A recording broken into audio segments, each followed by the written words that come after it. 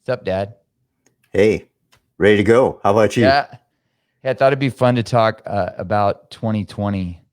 This I is so thought we could. strange. We can see each other I know. instead I of thought, I the thought we could call this podcast. section, this segment, "Pronouncing Judgment on 2020."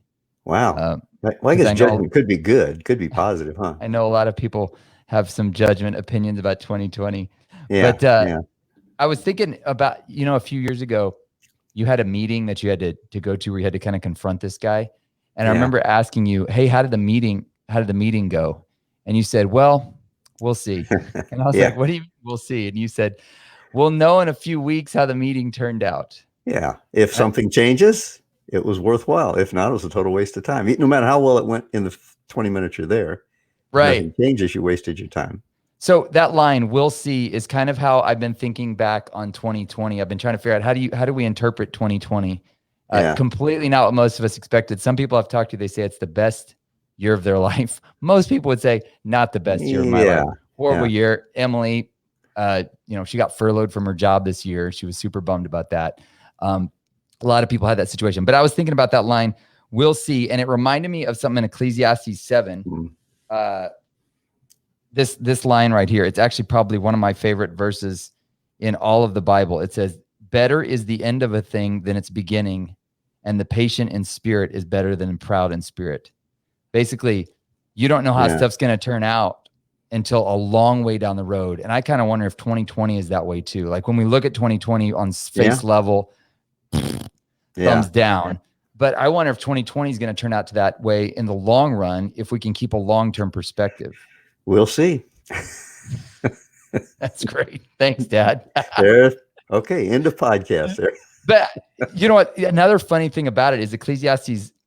Ecclesiastes in this section, it says, better is the end than the beginning, and then it Yeah, goes on to say, "Don't say why were the former days better than today, because it's not wise to ask those questions." And I think all of us are like, "When are we going to get back to the normal?" And you're like, "Well, we yeah, may never get back to the normal, yeah. whatever the normal was." And some of us didn't need to get back to the normal. Well, of course, now Solomon hadn't experienced anything as terrible as COVID. I mean, this is the worst that the universe has ever experienced, right? It's the end of the world. Yeah, yeah. Yeah. That's what I saw. A thing that said, "Okay, we all agree that this is the worst year ever, well, unless you lived at any other time in world history in any other place." Yeah, Right. it, Black Death or whatever. it's been Yeah. bad. It's been bad, Black but Plague. it Yeah. hasn't been as bad as. Yeah. So what's your take Well, on how we should like wrap up 2020? How do you keep a good perspective on 2020? Because otherwise you just go, let's kick this we'll see. year to the Yeah. curb. Well, I was thinking about it, and we're planning, if we ever get back to normal. Your mom and I have been planning on doing a little remodeling around here, and I thought about it, and it's like with the remodeling, whenever you do something like that, it's going to get worse before it gets better, right? It's going to be a mess. And it's going to be a mess for a long time.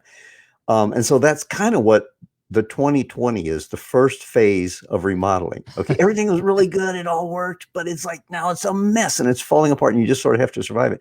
But then I thought, okay, so you have two choices. Obviously, when you remodel, that first phase, you tear it up because you want to go back with something better. But imagine how foolish it'd be if, okay, everything's been torn up. Now, okay, honey, to save some money, we're going to use that same flooring and put it back. nail those cupboards and cabinets back together, stick them back up on the wall. And I think that's what that's probably one of the worst things some people can do. They're going to go, "I hated my job, but at least I had a job. And so I'm going to go back to that job I hate. Or I had this problem, or I had that relationship, and it's been kind of broken off a little bit, but I'm going to work to make it work again." And it's kind of like you could take advantage of this as phase one in the remodeling and go, "You know what? I'm going to build something better out of this. You got I'm free going to make demolition something better." services. Exactly. Everybody enjoyed it, no charge. Everything. I mean, so many people's lives have been like rattled. I was thinking even like of Joseph, and here we are at the Christmas season type of thing. His life was shattered. All of his dreams were shattered. Only God had another plan. And he could have said, "Nope, not going to do it. That doesn't fit my primary plan. That was not my original plan. I am not going to go in through that." But he accepted it. And you know what? It didn't make life easier for him. All of a sudden, he had the stigma of being, a child that was not his, and a woman that, had been unfaithful to him, and he had to flee to Egypt, and all kinds of bad stuff happened to him. Yeah. But he, instead of, when everything was shattered and his whole world fell apart around him, he chose instead to follow the way of the Lord and say, okay, God, yeah, now he had an angel appear to him. That would make it a little easier. I have to admit, that would make it a little bit easier. But he chose to do that, and he chose a harder route. And so I just kind of feel like, if we'll look at this like, okay, everything's been torn down, I get a chance to start fresh. It's like when you come to the red light, you can either, oh man, I just missed that light. Or I always try to do this. I turn to Jan and I say, oh goody, we get to be first next time. You can look at it either. That's your optimistic bent. That's not me. But well, here's so everything's falling apart. So you can either. But here's what I've been thinking about in the long game. The Apostle Paul, you always hear these spiritual teachers, don't judge anything. Or like, don't judge anything. You got to judge some stuff. Yeah. But there's this, I love how in 1 Corinthians 4, I think it is, he says, therefore judge nothing before the appointed time. Wait until the Lord comes and he'll bring to light what's hidden in darkness. And I was thinking about that. I'm like, I've been judging this year as this is a terrible, horrible, no good, very bad year. And there have been some horrible things that have happened, no doubt. But in the end, we don't know what's going to come of this. And if we really do believe that God works all things together for the good of those who love him, then you've got to believe that, again, the path of the righteous, like the light of dawn, shines brighter and brighter, that ultimately we'll see. Yeah. Maybe 2020 was the start of what could have, what just transformation, the greatest things that could have happened in your life, if you look at it, right? But again, it comes down to how you frame it. So much of life is how you interpret it. Yeah. Is it, I got a chance to start a new career path, or, I lost my job. Which if you lost your job, that's horrible. I'm sorry. The challenge is, how are you going to look at it? Yeah. So many people can look back at something that at the time seemed like a disaster. And they look back and they go, man, if that had not happened, this never could have happened. That's right. This is, how many times have you heard that story? And probably most of us have experienced it to maybe a tiny degree, maybe not to this big of a degree. But I think most of us could look back and go, wow, okay, I really thought that was a bad deal. But if that hadn't happened, this wouldn't have happened. And so, and the other thing is, if those passages, such as what you quoted in Romans 8:28, if all things are working together for good, if those passages only count when everything's going the way we think they should, then you may as well tear them out of the Bible. They got no value. They've got to count in the bad times. Bad times. We've got to believe that in the times when things aren't going well, or they really have no value at all. If they only work in the sunny, cheery times, rainbows and bunny rabbits, then they really have no value. They got to work in the dark times. So what I was thinking, just to kind of wrap this up, one of the things that I try and do at the end of every day is a little discipline of writing out what went well today, because I get so busy doing stuff and I think about all the stuff I didn't get done today. And I found, what went well today? And so I think maybe that'd be a great exercise at the end of this year. Take some time and write down, hey, what did go well this year? Because when I look back at the year, I'm like, wow, I wrote 2 books this year. It's crazy. By the way, shameless self-promotion here. This book is available now.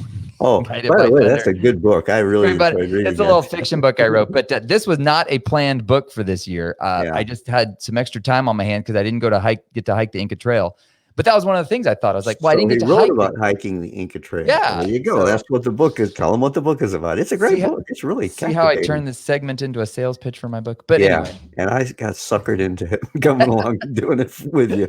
Man. So, and that's the other thing we did this year. We did our podcast this year. Yeah. That we're up to like 75 episodes on that thing. Wow. Which is crazy. Yeah. So that's one a week.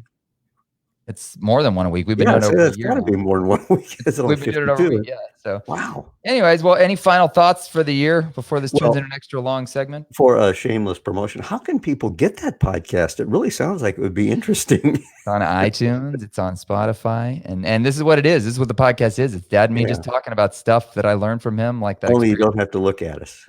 You can just listen. Great thing about this format, we may need to do more of this format, is people can respond. Like I see Jared Harris wrote in, hey, Jared, what's up? Oh, yeah. Hey, that's nice. Justin Raven with his deep insight, big dogs. Well, we know the people who have nothing else to do tonight, and so they're on Facebook. We can find those sluggards there, Yeah. Well, at least they're not watching TV or something. Now they're gaining some great insight from Facebook. Good for you guys. Real insight. Yeah, right. So, Guided by Thunder is a good book. I highly recommend. Excellent. Hey, can you write a review on Amazon of that? Yeah. By the way, you have good taste in books. That's right. Well, Dad, it's going to be an interesting year next year. Don't think it's going to be it's going to be normal by any means. We'll see. Yeah, but we'll see. All right. Vamos a ver. Catch you later. Love Bye. you too. Bye-bye.